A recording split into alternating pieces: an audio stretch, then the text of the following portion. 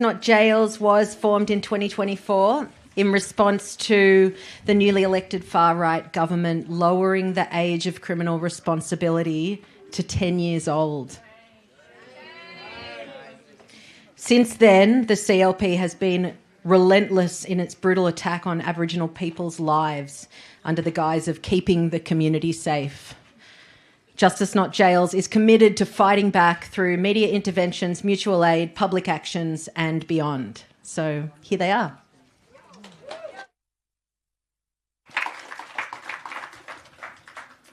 Hello, can you hear me out there? Firstly, I'd like to say welcome everybody to this amazing event. It's a very important event, and I want to actually thank the organisers for allowing Justice Not Jails to present here today. My name's Natalie Hunter. I'm a Nigana Jabba Jabba woman from the Kimberley region of WA, but my family has resided on Larrakia Country for over 80 years in the Northern Territory, so we call that home for us. Here today, I'm presenting with Justice Not Jails. I just want to let everybody know what Justice Not Jails is. We're a community group. We've been created by people from all walks of life, and it's both Aboriginal and non-Aboriginal. We have many allies that work tirelessly to attack the reforms of the CLP across the Northern Territory. Justice Not Jails consists of many individuals on the ground that are so disappointed in what the CLP government is doing, mainly to our children, Aboriginal children, and with the high incarceration rate across the Northern Territory. We have individuals that come from all walks of life, from even for myself, I've been in the child protection system across the Northern Territory, nationally and internationally, and I've been part of that for over 26 years across the Northern Territory. I'm also part of the peak body, SNAKE, which is our Aboriginal peak body nationally, in reference to attacking the reforms that are done by government. And one of the most important reforms that have been attacked across the Northern Territory at the moment is the Aboriginal Child Placement Principle. We have members that come from doctors, nurses, advisors, environmentalists, all forms, people that work in the prison, and who are so passionate about the injustice around the social services and sections that affect Aboriginal people across the Northern Territory. I'm here today to ensure that our voices are heard across the Northern Territory in the effect of the CLP and what they are doing to families from across the Northern Territory. And right now I'd like to present and hand it over to Suki, who is one of our main organisers in the event. She has worked tirelessly across the Northern Territory to make sure that we're going to keep the CLP to account. Thank you, Suki. I thought it was Suki. To disappoint, I'm not Suki, I'm Bree. I'm just going to jump in with some housekeeping. Sorry, Natalie. My name's Bree. I'm a member of Justice Not Jails as well. I just wanted to give some context for how we'll be running this session. We are running a little bit behind time. What we're, I think, really hoping to get out of this is to firstly share with you a bit of the context and the detail of the escalating violence that has been perpetrated against First Nations people in the NT since the election of the current Country Liberal Party government in 2024. And then give some insight into how we've organised together to push back against that and offer that as a model for how communities can work together against that type of state violence. And then possibly most importantly, make an offer, put a call out to all of you, regardless of where you live on this continent, to stand with us. It's very hard working against these attacks in the Northern Territory. We need people who have travelled here for this convergence from down south, from across this continent, to be standing up against this escalating state violence and in solidarity with First Nations people in the NT. I'll note by way of housekeeping that since we're behind time and we have had all of our sessions squashed a little bit, we do want to have a good Q&A session at the end, but we're going to suggest that people who have a burning question, as it comes up, throw up your hand and Roisin will come to you with a piece of paper for you to write it down. We just don't want to lose time at the end or carry over into the next session because of an unwieldy Q&A session. So if that works for everybody, throw up your hand and the paper will find its way to you. I'll hand over to Suki, who's going to give us, I guess, an overview of what we've witnessed over the last 18 months. Hi everyone, my name's Suki. I'm a member of Justice Not Jails. So I'm just going to go through a bit of a terrifying list. And I'm sorry, I'm actually going to have to read from my phone at times because there have just been so many horrific changes that the CLP have legislated, the very concerning change in rhetoric, the silence in the face of multiple deaths in custody of Aboriginal people.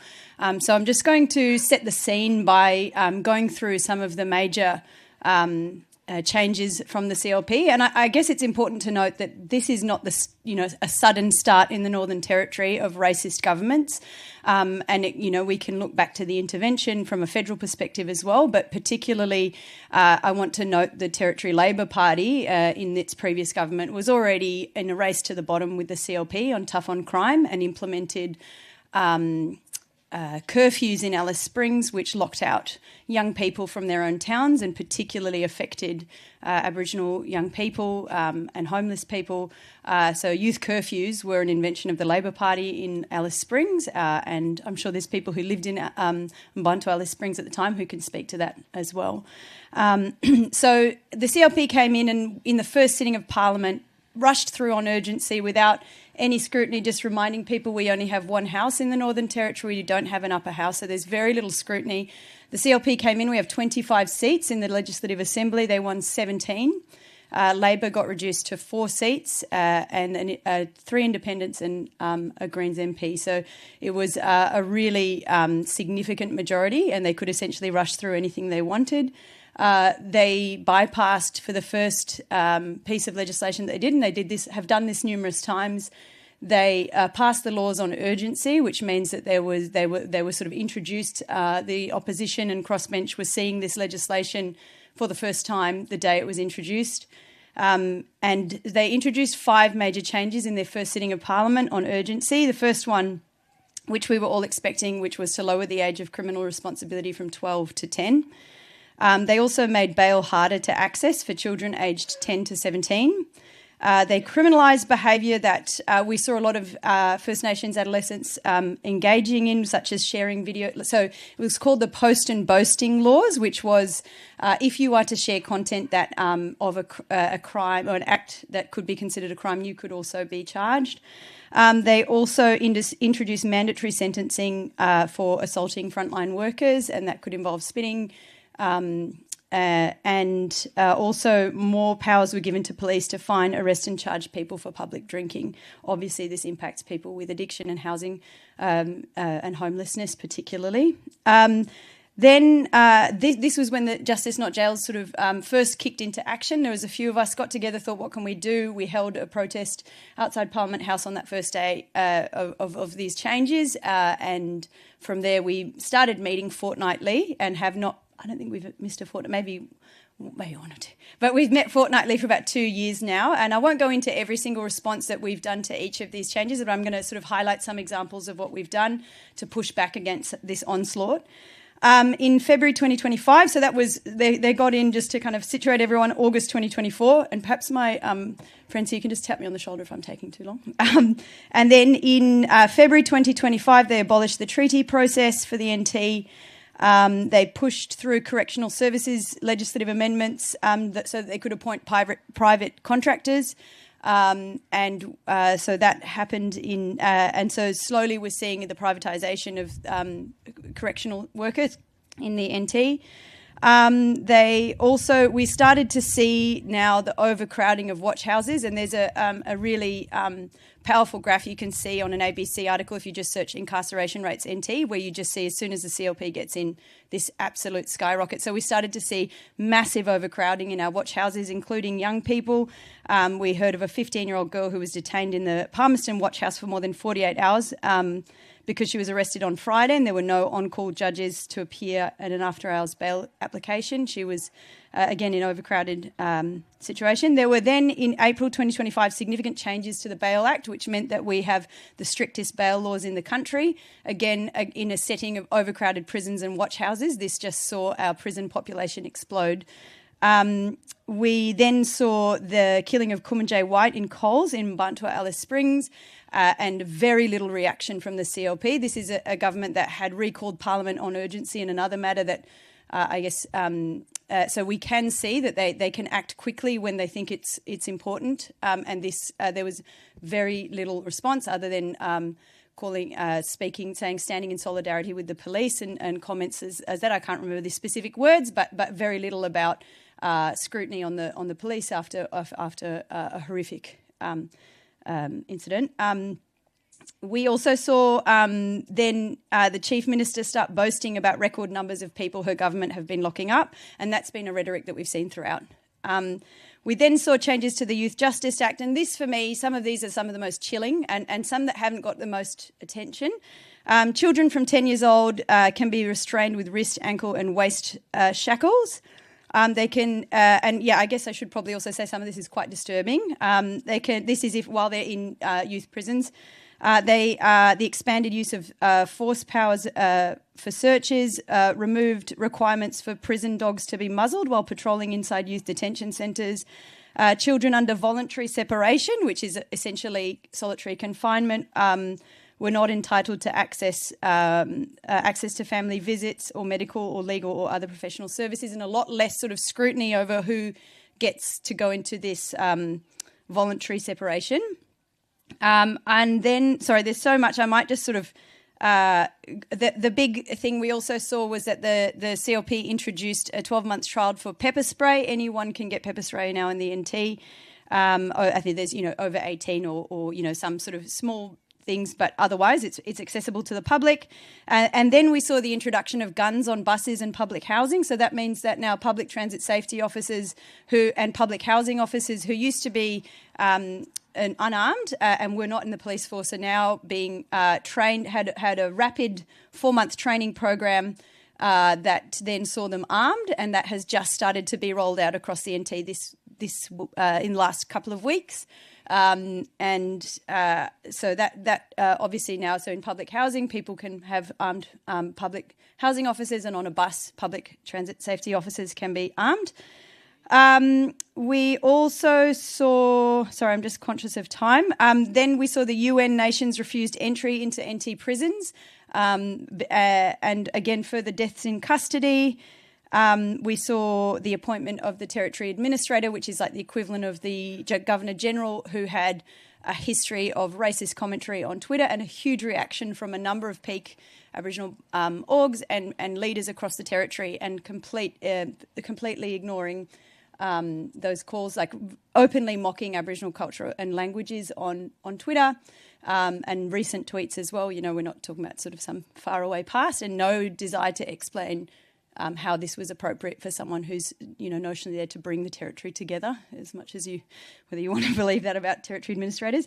And I will leave the child removal laws, which again are a really concerning development, to make to Natalie at the end, and that's sort of where we're ending our story. I guess also at the anniversary of Kumanjay White's killing, it was made clear that there were no charges to be laid, and so we've seen that family has seen no justice, and we continue as Justice Not Jails to call for justice for Kumanjay White's family. And just to draw on 2 examples, and then I'm going to pass on to other people. Is anything anyone wants to chip in there that I may have missed out on? I guess just maybe 2 examples of how Justice Not Jails has responded to some of these things. We have subgroups within our organising model that work on different areas, and we have a media engagement team that and a stakeholder engagement team. And one thing that we did in response to when pepper spray and guns on buses were brought into which were brought in. We worked alongside a number of organisations. We met with organisations across the NT, and in a space where it's a really tough space for a lot of organisations who would like to speak out when they're reliant on funding. This is a really tough space with a really repressive government. But we worked alongside a number of organisations, unions, to build relationships, which resulted in an open letter from about 21 organisations across the Northern Territory, essentially raising the alarm about the tough on crime approach of the CLP and guns on buses and pepper spray. And that, again, just trying to build a strong coalition across the NT where we can speak up together across civil society to say this is not okay, and to, I guess, also be on the record as saying that this is absolutely not something that is being endorsed by civil society, and to keep pushing back. With Kumanjay, Kumanjay White, we held a vigil at the request of the family in Darwin, and after that we ran a campaign to try and get as many signed letters calling for an independent investigation into police. We managed to get 750 individual letters signed across the territory over a very short period of time, and delivered them to the Chief Minister, to which we unsurprisingly got no response. And also have worked within our union members within our group have also, and I might pass to Brie on this, around frontline workers who have also, one of their first actions was some of our frontline workers speaking up against the mandatory sentencing on frontline workers and saying that that's not something that they stand for as frontline workers. And so that was, again, really powerful messaging coming from civil society and other people across the territory, sometimes in whose name these laws are being made. So I think that's a really important thing. But yeah, that's sort of a pretty awful timeline, I guess, of some of the things. That's definitely not everything that the CLP have been doing.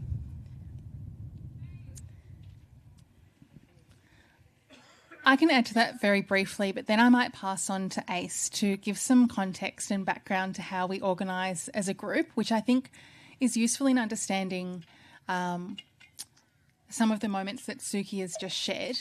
I think one of the strengths that we have as a group, particularly in the context that Suki just described of this institutional fear within civil society of speaking out, whether it's around funding or loss of contracts from the NT government, has meant that Justice Not Jails, for an entirely volunteer-run community group, has actually occupied a really important space in being a voice in the context of these attacks, and also in facilitating and bringing on voices, as Suki said, of workers, of organisations within these key sectors that are being used to justify these regressive laws and attacks on First Nations people. So the example of, I guess, the work that we've done with unions is something that has been able to happen because we are constituted as a pretty diverse group of people who work in different sectors, are members of different unions, and has allowed us to work within our individual unions as well as a group to ensure that the CLP government can't introduce these laws in the name of nurses, of hospitality workers, and in the name of other workers who are standing in opposition to these attacks. But I'll pass to Ace for our organising context. Hey everyone, my name's Ace. I'm a Justice Not Jails enthusiast. That's my opening line. We are pretty, I want to share a bit about our organising. We want to be pretty transparent. We've got kind of two cohorts in this audience. If you're from interstate, you don't know what's going on in the NT. It's a bit of a media blackout. We want to let you know the grim timeline that Suki just provided and the context in which we are on this land and across the territory. And then also we're kind of here to maybe seed a chapter down here, or let people know across the territory how we organise and what's been working for us up in Garamilla on Larrakia land.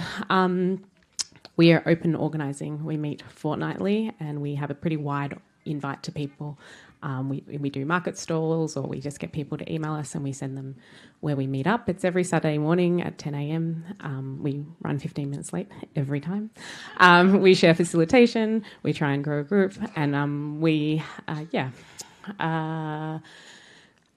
we're grassroots, and we really work across a range of different people, Aboriginal, non-Aboriginal people, and people are invited to come along. And what we find in our general meetings is people might come with an idea, and if there's a consensus with the group or buy-in, people will then sort of get together after the general meeting to work out what that would look like. So, for example, there's no transport to the prison. There's no bus. There's a lovely, clean, new bus stop. There's no transport. There's no bus there. So some people wanted to do something in that space, and they got together, and we now have a prison drivers network in which there's a phone number that people can contact, and then they can connect with a new friend who could drive them out to the airport. The prison. I'm fresh off the airport. The other example was after the murder of Kumanjai White, we really increased our network, and we saw an increased amount of people coming along to our meetings, especially after that devastating event, and that's how something like the letter writing sort of came along. Maybe the other bit is we sort of have two aims. Suki and Brie have touched on it. One of that is to fill the void in the media, in the social media space, and in community engagement about this. Like, there's a general consensus that jails don't keep us safer and police don't keep us safer. If that was the case, the Northern Territory would be like, it doesn't work, and so it's pretty easy to have those conversations. And because of the stranglehold that governments hold on the NGO sector or other people that may have previously spoken out about this, we have stepped into that and then networked with them. And then the other work that has come out of that is more mutual aid based. So that's involved with prison support and prison solidarity, prison drivers network, and also some housing stuff. So we sort of see that as the two streams that we are working towards. Hey, I'm Tommy, and I am part of Justice Not Jails. It's really great to be here. I was working out at the prison just doing drug and alcohol support for sister girls out there and people part of the LGBTIQ community. Sister girls, so it's not the same as trans or gender diverse white people. Sister girls and brother boys is Aboriginal and Torres Strait Islander people that either take on a female role or male role in their particular group. It's a cultural significant role, and it's been around for thousands and thousands of years. It's very different to trans white people. We have to make that distinction. But I've been going out there just like working with the sister girls for the last year and a half and working with Justice Not Jails, and we started a mutual aid program where we now support sister girls in the prison, and that's putting money onto their phones or buying them shampoo or conditioner or making sure that they have access to ring family, connecting with family, make sure they have pens and paper because they're incredible artists and musicians and poets and writers and dancers, and they're fierce and they deserve to have a place in society, but they are incredibly beaten down in the male Darwin correctional facility. They're often put into Section 5, which is protective custody. If the jail finds out that you are a sister girl, they often put you into protective custody, and that's akin to solitary confinement. It is in line with what the Human Rights Commission and the Geneva Convention rules as solitary confinement, so they're really restricted on their movements and ability to interact with other people that are incarcerated. And the thing that's really stands out, and the sister girls, I just got off the phone to them before and they wanted to say a shout out to all of you that have gathered today and say hello and send their love. They're really so chuffed that there's people standing behind them in their fight for justice and how they're being treated in Darwin Correctional Facility. They get picked on by the guards. They get picked on verbally, sexually, physically by fellow people that are incarcerated and by the guards. But they're also, as soon as they get sentenced, a lot of sister girls have their heads shaven, like they have to shave their hair off. But that's part of their cultural identity. That's their crown. Like that's part of their beauty. That's really part of who they are. And so we've been pushing back and pushing against the prison, shaving their heads and making it an anti-discrimination issue. And the prison is working with us a little bit, that once you disclose your gender identity, then they might give you a chit, which allows you to carry that around and not get your head shaven. But the problem is you often have to disclose that you're a sister girl, so you're at risk of being put into Section 5, which is protective custody. Some sister girls do have free movement in other sections, Section 6 and 7 in the general population. But what the sister girls want is that they want their own section. They don't want to go to the women's prison. They want their own section. So that's something that we really want to fight for too. But they're working with Justice Not Jails, and when they get released, Justice Not Jails wants to support them with a phone, money, just the ability to reach their goals and how they want to be in the world. Thanks.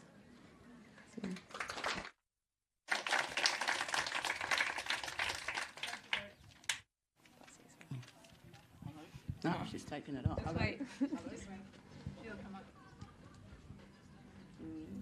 Can you hear me?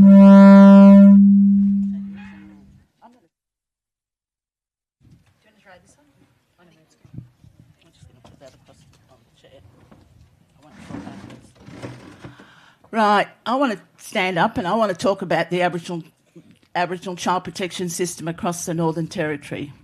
I've been in this for 2.5 decades, and across the Northern Territory we've had many reports, royal commissions. Our first report came from Bringing Them Home, the Black Deaths in Custody. The Bringing Them Home report was based around the stolen generation, the removal of children forcefully removed because of the colour of their skin. Then there came the Black Deaths in Custody, which is the high rate of Aboriginal people incarcerated. And then there was a report called The State of Denial that was done by Snake. And that report was called The State of Denial, was based around the harm and torture that was done to Aboriginal children across the Northern Territory.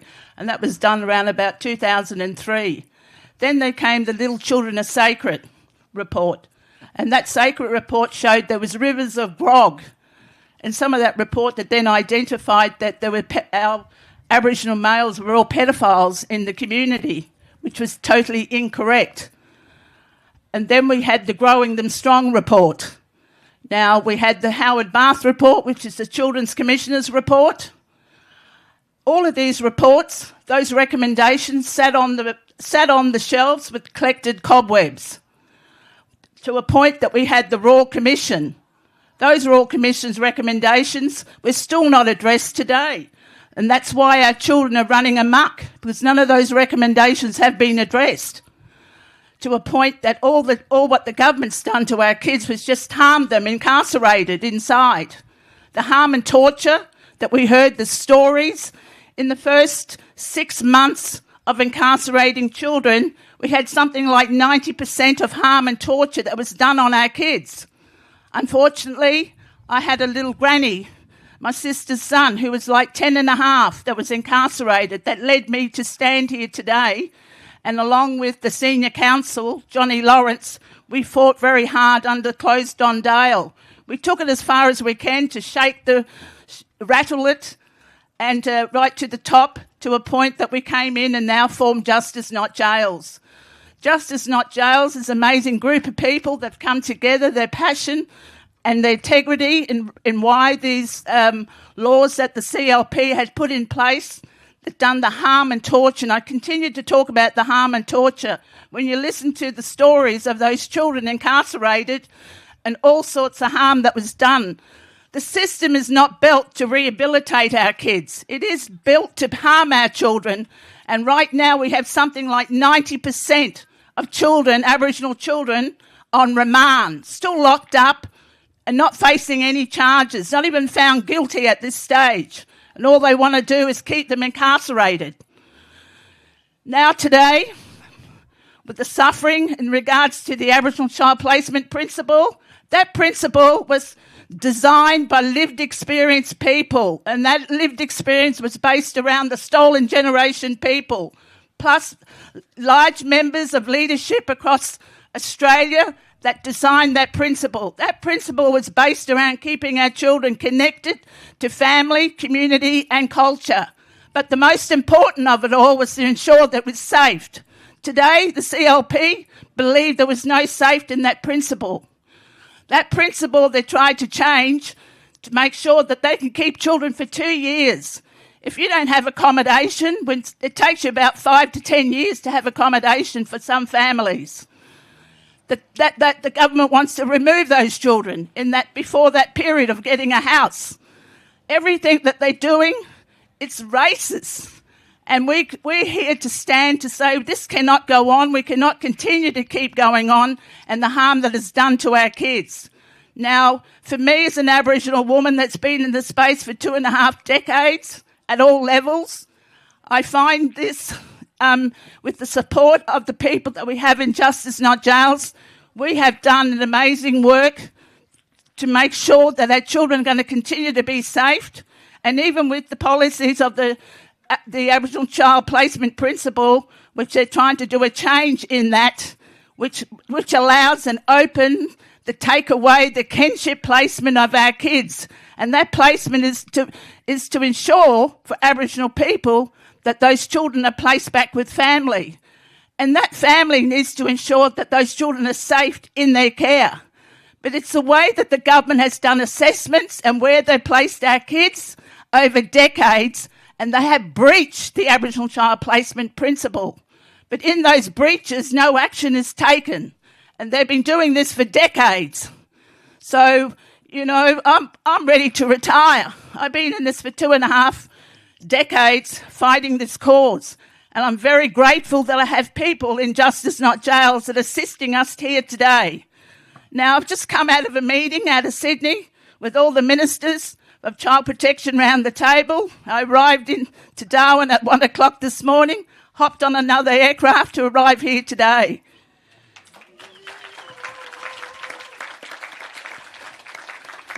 And in that meeting, I was very satisfied, and leading in that meeting was with all the child protection ministers around the table, including the Minister for DSS, Tanya Plibersek, that chaired that meeting.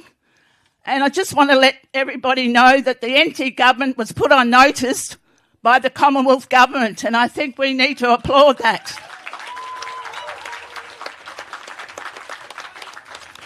And here today, I'm asking everybody that, write to the CLP for us to protect these children. Let them know that what's happening is not correct. And the attack on Aboriginal children and families, when you look at the incarceration rate, is just so high to a point of every day there's over 200 people attending court. And the CLP will tell you that that the crime has dropped. That's bullshit. The crime hasn't dropped when you've got still 200 people going to court every day. So for me, I say thank you everybody for listening us here today, and please continue our fight with us to stop this government, to stop harming our children. It's about us working together collectively to have the proper outcomes, including the organisations and individuals that work really hard on the ground to make sure our children are safe. And thank you, everybody, for listening us today. I'm not quite sure if we've got more to say. So, yeah, we've got a lot to say. And all I want to...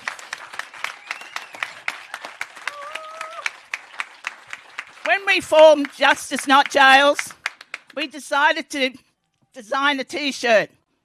And that came out of that T-shirt. The T-shirts are over there up for sale for everybody. And we've got children's T-shirts as well, because our children are the ones that have been harmed. And let's not forget that the CLP has also put in spit hoods. Spit hoods was removed. Shame, absolutely. And they're putting spit hoods on kids. We've got spit hoods, pepper sprays, guns, and now they want to arm our 16-year-old with pepper spray. Now, what does that tell you? There'll be pepper spray wars between youths, and that's what the effect is going to happen. So I'm going to hand it over. I think I've said enough around the child protection. I'm exhausted, been here too long, and I want to thank everybody for listening to us today.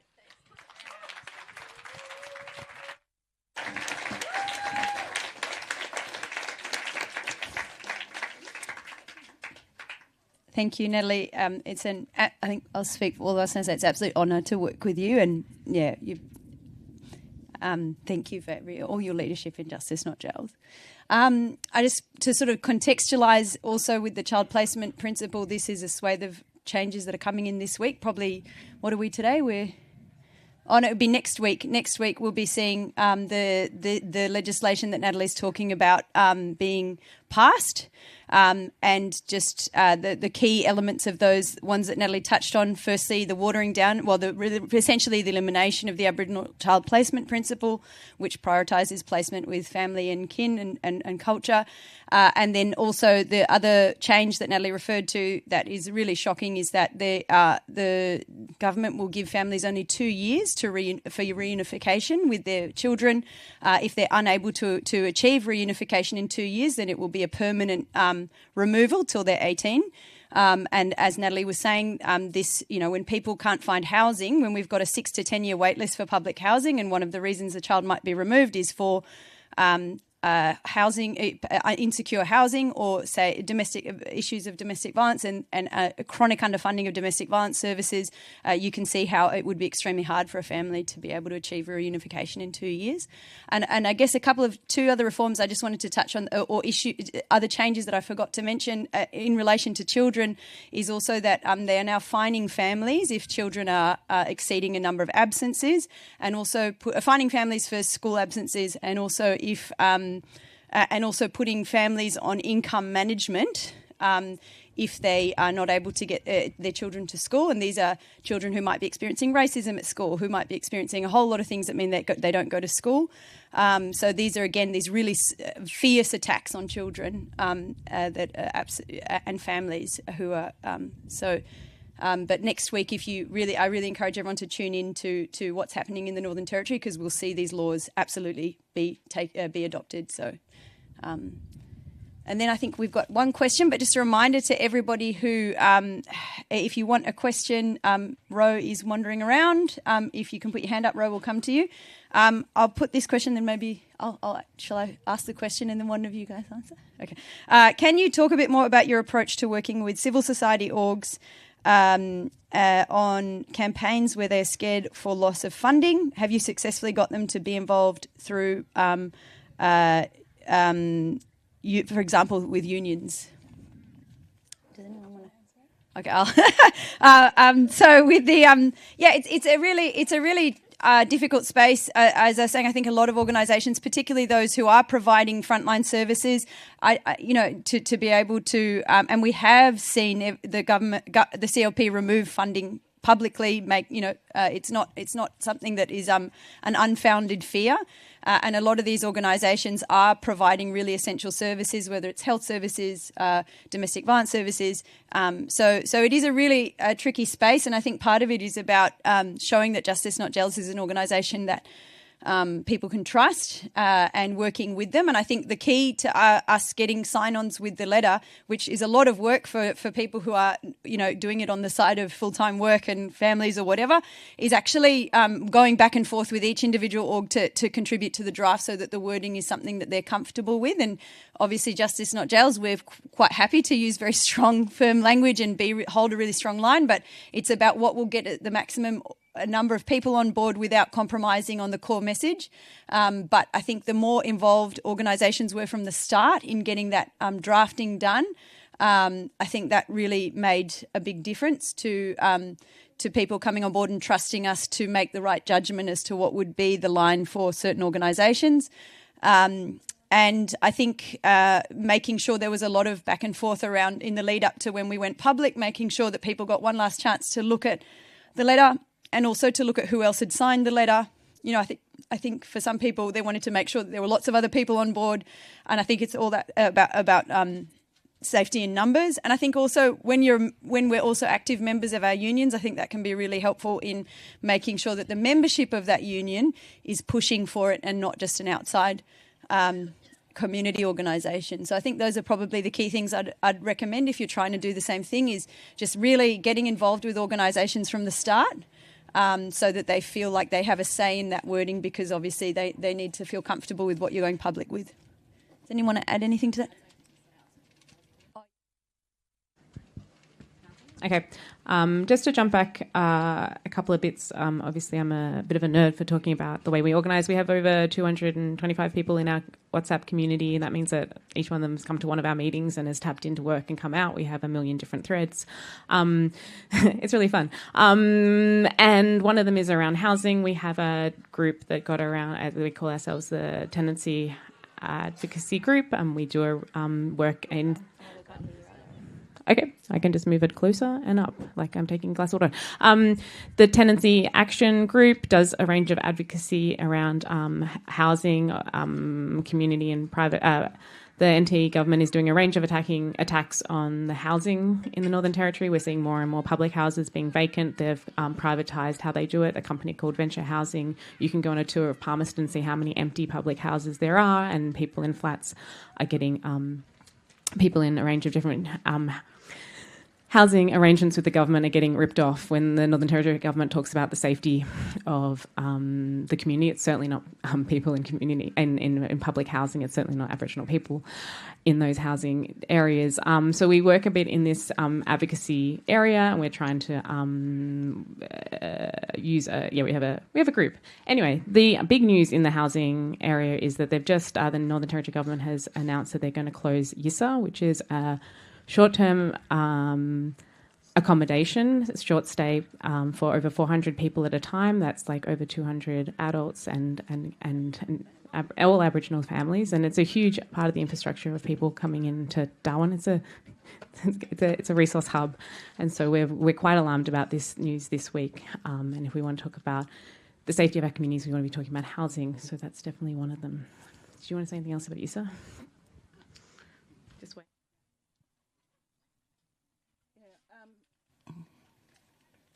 Right. Yeah, YISA. YISA is run by Aboriginal Yearly Housing. Like Ace stated, they house over 400 customers, and right now they've got over 200 plus, and in there's about 100 and something children. The government has given them 90 days to get out. 90 days. They still don't know where they're going to place these families that are in this accommodation.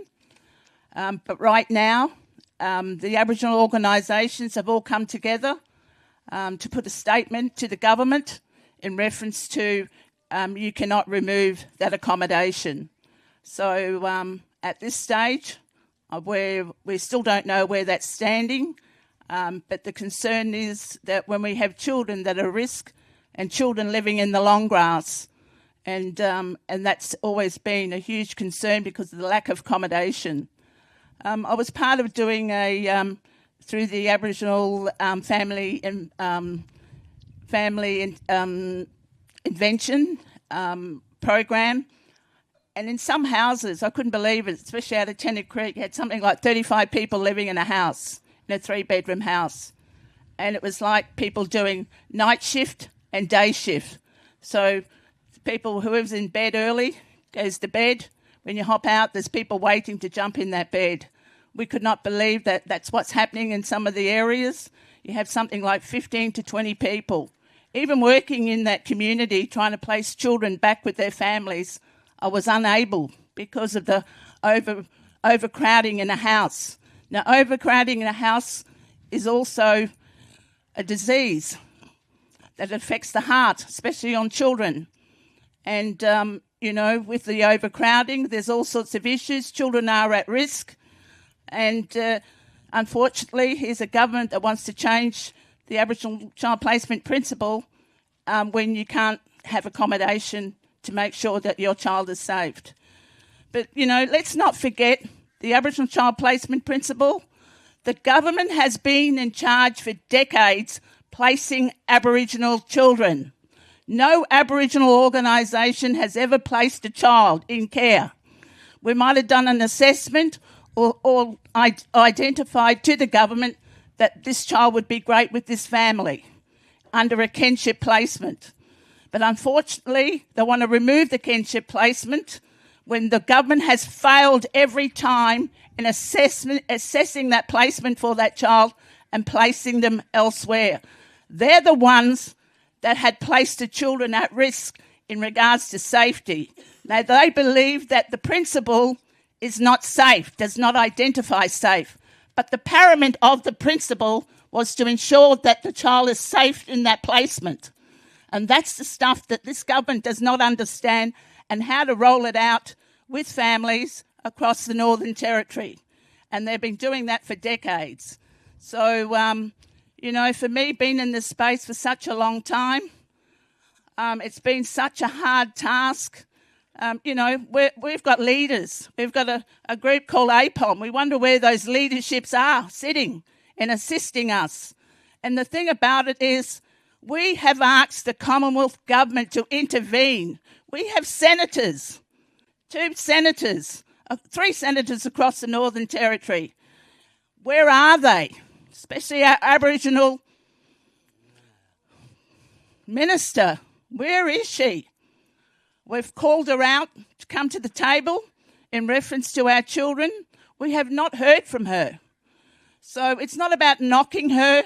We're just asking, where are you to help us to fight this cause when it comes to our kids? I don't have children, but I'm here, and I've done for decades looking after kids, families that are crying out for help when their child is removed. And it hasn't been an easy task, but right now, for 1.5 years, we have worked hard with a group of women to create a corporation, and we've just incorporated that corporation about a month ago. And we called it the Top End Aboriginal and Torres Strait Island Corporation for Children, to ensure that our children are going to be safe within us. But the other thing about it is what we're working on is called delegated authority. That delegated authority is how we're going to work to ensure that we are going to place our children, and that we will work together with the government to ensure our kids are now going to be safe through the delegated authority, which has now happened in Melbourne under VACA, the working of it in Tasmania, and it's been tabled to ensure that right across each state and territory that we're going to have the delegated authority to look after our children. So that's the best that we can do right now, and we just hope we're going to get rid of the CLP in the next election. But I have to also say, Labor wasn't any better, and that's what we have to also understand. But right now, we are just struggling and doing it on our own, and we'll continue with the help of the peak body and other experts around the country. We just recently had an inquiry into the child protection around that principle. There was 150 submissions that was placed. 120 of those submissions came from all forms of expertise, organisation that work in this space, both Aboriginal and non-Aboriginal organisations. 120 was against the CLP's proposal to change the reforms in the principle. Where was 30 that they're still going to go ahead with it this next week in changing that principle? How do they justify 30 out of the 150 that supported their views? Sadly, and I don't know how they've summed that up to ensure that they're going to change that principle. So, yeah, I'm not quite sure, ladies. Any more to say? 2 more questions. Okay, thank you. Maybe we should, what's a time check just so we can... That flows on. Yeah. I reckon 15 minutes. I have a great question here that is a good follow-up to that very question, Natalie, and I think is a really important one, because I'm very aware that we have painted a horrifyingly grim picture of what is taking place in the Northern Territory at the moment, but we don't want people, particularly if you've come from out of state, to walk away just feeling a sense of grim despair. We want you to feel like you can grasp onto something that is actionable. And this question helps us get there. The question is, what does being put on notice by the federal government mean? And what are the consequences if the CLP do not budge? And more broadly, how can we, which I'm going to interpret as people outside the territory, support? And maybe I'll put that to Natalie and then Ace. Okay, what was that? Okay, with the Commonwealth Minister had stated, she looked at the CEO of the Northern Territory Child Protection, and she said, I just want to let you know that the Northern Territory Government is on notice by the Commonwealth. Now, we're saying, Commonwealth, remove the funds from the CLP, place it with the ACOs to look after our children.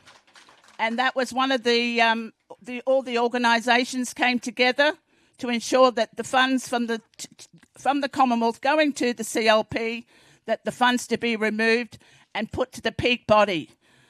At that stage, we've been asking for months for that to happen. Well, for me, it was a surprise when she said, you're on notice. And now I'd like to know what that notice is too. Okay, and some of you may not know that 80% of the Northern Territory Government comes from federal money via GST. So it is actually not a unreasonable demand, unimaginable demand, or we have big imaginations here, I'm sure, to say that the federal government could directly fund Aboriginal organisations rather than going through the NTG, who is famously good at misusing all the money. Yes, and then, so yeah, we would say that is one of our demands. I personally struggle with the idea of federal intervention. We need to recognise that that's pretty loaded in saying that, but we would also say that the Northern Territory's funding does come directly from the Fed, so that is a real pressure point there. In terms of what's going on in the Northern Territory, I'm not really into personally NT exceptionalism, and what's going on here, it goes across the continent. Test case, yes, and so we need to, and that helps us sort of look at our demands. When we talk about, banning spit hoods, that should be national, across the continent. Strip searching, raising the age of criminal responsibility. When we look at Black Deaths in Custody, a national independent organisation that can investigate cops who murder people, murder Aboriginal people. That's been said again and again. That's needs to be talked about. And I think the other one we need, when we talk about the child placement principles, they need to be these principles need to be resourced. And what Natalie was saying earlier is that they've been again and again not resourced to take and make families strong, to take care of their family. And so instead of the Northern Territory disregarding them and getting rid of the child placement principles, we need to fully fund them. And that's something that's federal too.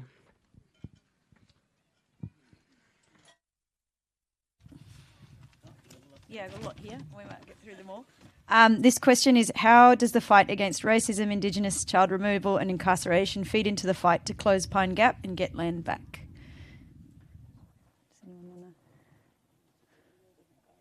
Soren?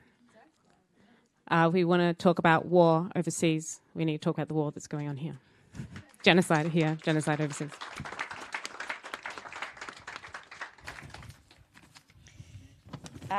Sorry, I'm just trying to make sure I get them in. There's three questions that we could kind of also put into a similar one. I think this question I'll bring up first maybe is around what's the value of open letters if they're not responded to? Is it better to focus energies and resources on tangible outcomes? I think it's a really great question. Does anyone want to start with that? I'm conscious I've talked a lot. Ray, do you want to have a crack? I can have a crack and be joined by my friends on stage. I think it's we've probably all felt the despair of an open letter, no matter how beautifully worded. But I think long term, I really want us to be not just feeling satisfied with what we can achieve as a small collective, but expanding what we imagine to be the basis of organising for justice in the Northern Territory. And I think that means reaching out beyond our organising group to organisations, to collectives, to communities, and bringing them into that organising as well. And so I think something like an open letter, to take that as an example, it can serve as part of an appropriate response to terrible, awful legislation. It also allows us to enact this expansion of our organising base and connect with communities beyond our own to start working towards action down the track, future organising, future movement building possibilities that are enhanced by in number, in scope, in breadth. So I think that it's this dual purpose, and I don't think that we change the world through an open letter, and I wouldn't want to sell that to anybody, but I think that we can change the scope of who imagines that it's in their interest, who imagines that it's on their table and in their lane to be speaking on these issues through engaging long-term with other orgs and with other individuals on these issues.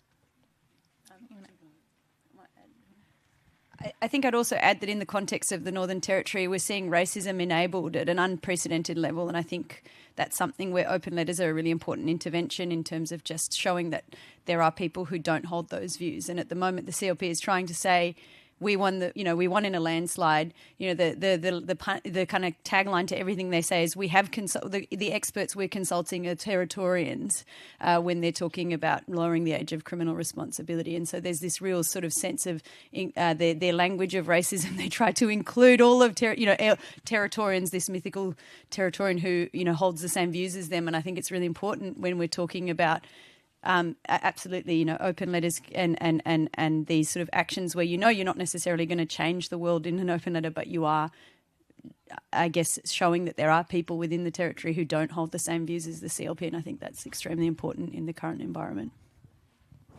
I think one of the last things that I want to express here today is we had an amazing Children's Commissioner, Charlene Musk. Now, Charlene Musk is extremely highly qualified. She's a criminal lawyer and has been for a decade. She was a police prosecutor. She was also a human rights lawyer in Melbourne. And she then received the role as the Children's Commissioner across the Northern Territory. She'd been in that role for 2 years. And with the changes of the Aboriginal Child Placement Principle, Charlene has stood her ground because of her integrity, her values, and the honesty, believing that the principle was going to, with the changes, was going to harm our children. So Charlene resigns from her role, which is quite upsetting for the children, and even myself working with her to ensure our children will be safe under this government. But how rude and disgustingly the CLP, as the Children's Commissioner, she was the statutory body around children under her care. What they did, CLP, they ignored her and they did not even communicate with her with the changes of the principle. Why? Because her skin was black. That's why. But she was the Children's Commissioner. She wasn't the Aboriginal Children's Commissioner. She was the Children's Commissioner. And with rejecting of her not have been involved with the changes was quite evidence of their racist actions that was done by the CLP for not even engaging with her. So Charlene was very upset. She did a report, her last report, which was done by Children Leaving Care through CREATE, and that was a damaging report because every third child was seriously damaged under the government in their care. So if you get the opportunity, please read that report and you'll have a good understanding of what is going on. But with those reports that I've mentioned, you will find that all those reports, there was about 9 of them in total, including, I'd say, 10 now that Charlene has placed on the table. When you read all those reports, you can see where our children's gone and what this government has ignored in protecting our children across the Northern Territory. So, but we will continue as Justice Not Jails to continue the fight to ensure that Aboriginal children and families are going to be safe across the Northern Territory. Thank you, everybody.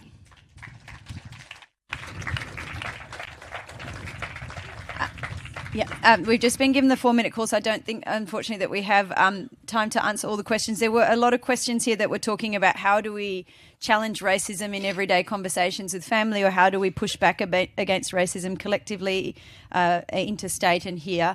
I think, one of the things we would strongly advise is to make sure that you're joining groups that are working in this space, or if there aren't any, thinking about collectively about forming one yourself. And we're all really happy afterwards if you see any of us around to come and chat to us about how we started, how we put our agendas together, how we organise it, all the boring questions that sort of will help you on your way to having your first meeting. And also, I guess, there's a lot of questions here, so please come and chat to us if we haven't got them. Oh, yeah, we're going to be over at that table selling wonderfully homemade, screen-printed, incredible T-shirts, thanks to all the people with paint-stained hands back home who have got them there for us. So please come and buy a T-shirt and a tote bag and some stickers. Come and chat to us. There's a lot more all of us can say around how to have those individual conversations in the context of a CLP government. Really happy to talk to you in more detail about our organising model. And Natalie's will finish us off. Thanks so much. Yeah, I just also want to mention that there was the racism inquiry that also went on in Darwin on last Thursday. It was held in Alice Springs yesterday. Lydia Thorpe did a road trip. Senator Lydia Thorpe did a road trip. And it was a pleasure to see her here today as well. So I asked her today, what came out of that inquiry? She said, Natalie, it's disgraceful. I cannot believe it. It's genocide across the Northern Territory. So I'm just going to leave that with everybody. Thank you.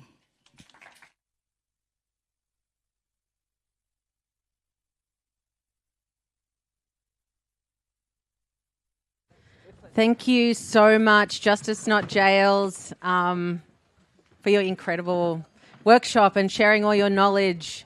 We're going to have a break now until 3:15. There's snacks over in the little marquees past the kids' tent, just kind of on the left. And if anybody's interested in going to Whitegate Community, there's a visit going out there. The bus, the numbers are capped at 25, so it's only the first 25 people who get there, and meeting at the welcome tent at 3 p.m. So meeting at the welcome tent if you're keen to go to Whitegate, but there's only a small group who are going to go there. Then after that, next workshops kick off at 3:15.